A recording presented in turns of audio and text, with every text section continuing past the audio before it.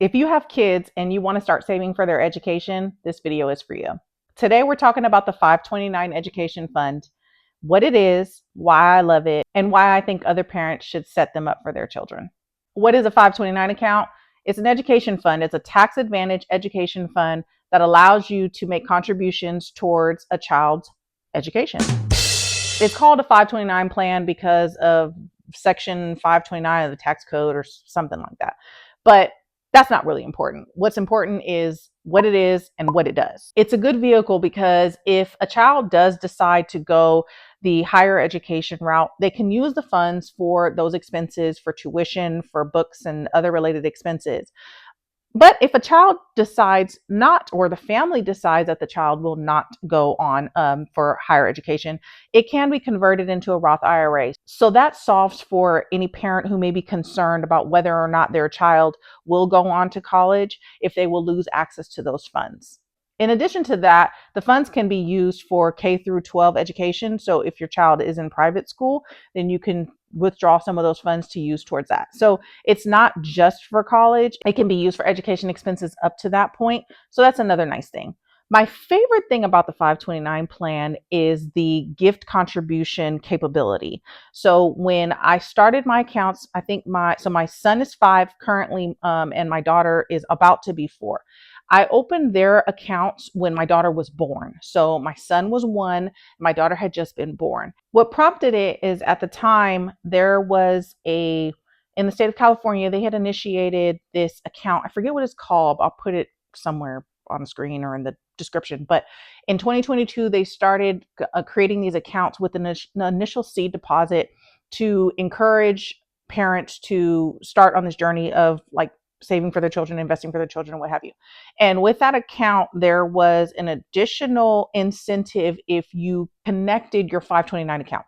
So that was what started me on the journey of exploring what a 529 account was, setting one up for my children because it was that initial seed deposit. It was only $25, but it really just kind of sparked a desire to learn more about it, right? So that was what led me to create the accounts. And then I started doing more research about it and learning more about it, etc. But the gift contributions was a big thing for me because early on, it was an opportunity for friends, family, loved ones to be able to give gifts and contributions to the fund in lieu of toys or other related gifts. So it was a nice offering, and I would send it out as a link for people to be able to contribute to it. And again, I have to emphasize that all the money that is earned in that account is tax-free. So we have tax-free growth and tax-free withdrawals for those qualifying expenses. I'm in the state of California, so I signed up with California Scholarshare. Obviously, if you're not in the state of California, you'll have to find a 529 plan that is available in your state. I believe that Fidelity now offers them, and I just would encourage everybody to do research on what's available in their state. I will say that everything that I'm saying is not financial advice. I'm just sharing what I've learned and what I have set up and what has been working for me and my family. So as I mentioned, the benefit of the 529 account, should a child not go on to higher education or the funds are not used for any other education, qualifying education expenses, that it can be rolled over into a Roth IRA. There are limits as to how much can be rolled over into the Roth.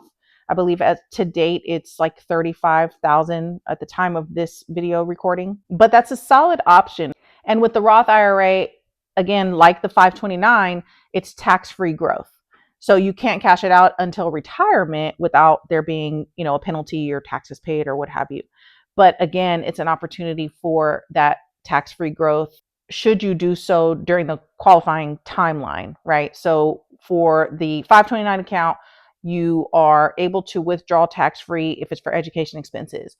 With the Roth, transferring it over into a Roth, you're able to deduct from it and withdraw tax-free if you have reached the age of retirement. So there are those conditions, but again, it's a great option if you do not use them for education expenses. You convert it into the Roth, then later in life, you'll be able to leverage it and benefit from it so you don't lose out on the money.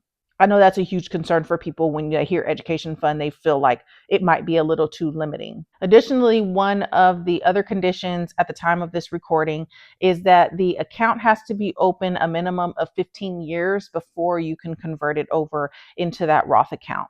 Again, this is not financial advice, just sharing what has worked for my family, what I'm currently doing. And if you have any additional questions, feel free to drop it in the comments.